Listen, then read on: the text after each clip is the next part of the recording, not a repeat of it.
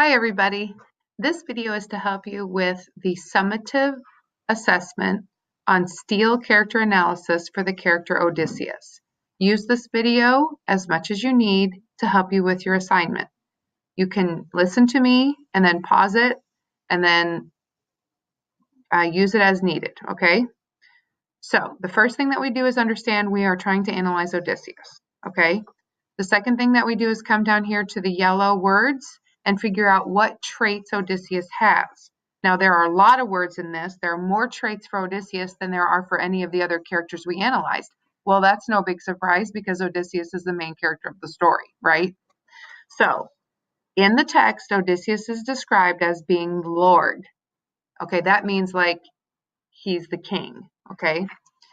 Kingly, great, strong, royal, hero, noble, steady, stout heart, which is like brave.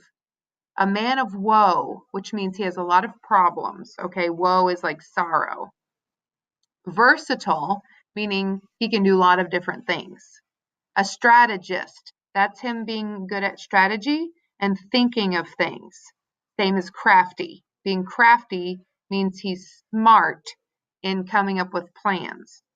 Raider of cities, that's again being like strong in battle.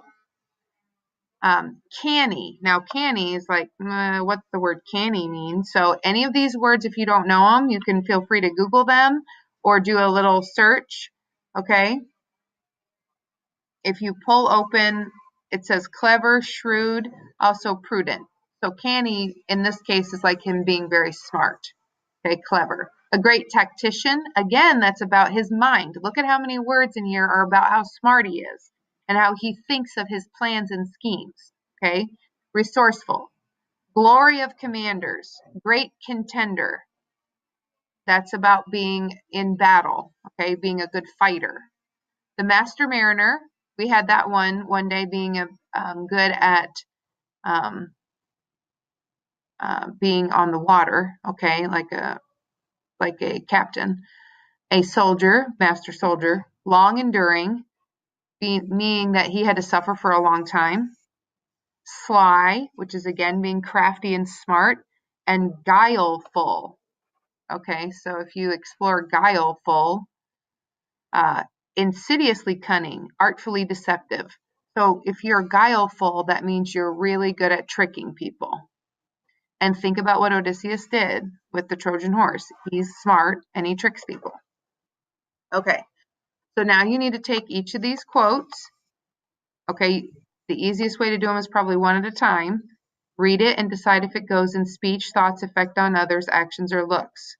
Okay, I'm going to read you the quote and give you some background to it, but I'm not going to drag it over to where it belongs because that's part of the summative assessment, okay? So I'm just going to read it and give you some backstory.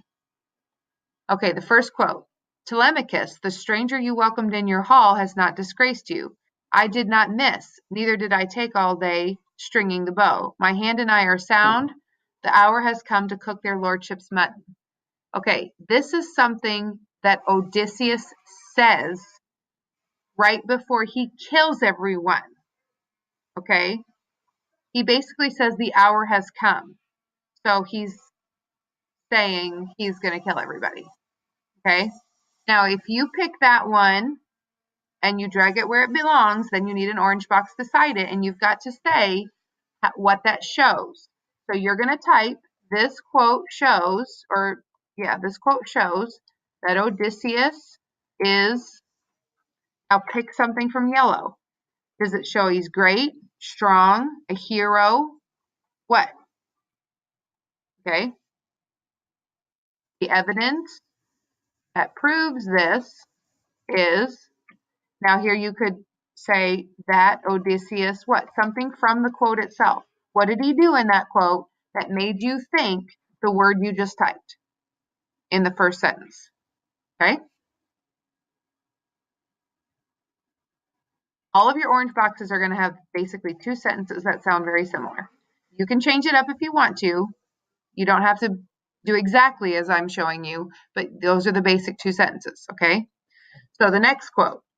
Odysseus says, your last hour has come, you die in blood. Then the suitors reacted. Notice reacted is in bold. That's the part I want you to think of, not what Odysseus says. We already covered that. As they all took this in, sickly green fear pulled at their entrails, and their eyes flicked, looking for some hatch or hideaway from death. So when Odysseus says your hour has come, they get sick with fear. They get sick with fear. That's what you're analyzing. Next quote. So effortlessly Odysseus in one motion strung the bow. Then he slid his right hand down the cord and plucked it. So the taut gut vibrating hummed and sang a swallow's note. Focus on what he does. Odysseus in one motion strung the bow. Remember, that was the test. Nobody could marry Penelope if they couldn't string Odysseus's bow, and no one can do it because no one is strong enough. And then here comes Odysseus, and he strings his own bow. Next, Odysseus with zeal applied himself to the meat and wine, but inwardly his thought shaped woe and ruin for the suitors. This is before he kills everyone. This is his inward thoughts before he kills everyone. And the last quote, Athena lent a hand, making him seem taller and massive too, with crisping hair and curls like petals of wild hyacinth, but all red golden. She lavished beauty over Odysseus's head and shoulders. Think about what we did with Telemachus and what we said about Telemachus being tall and well built. Similar answer. If you need to go back and look at Telemachus, you could look at that one when you're coming up with your explanation for today. Okay, so all the green quotes have to be sorted where they belong. Go back and rewatch this explanation if you need to. And then all of the quotes have to have at least a 2-sentence explanation. Keep in mind the frame or the setup. This quote shows that, look at the yellow words, the evidence that proves this is, and think about what happened in the quote. Let me know if you need help.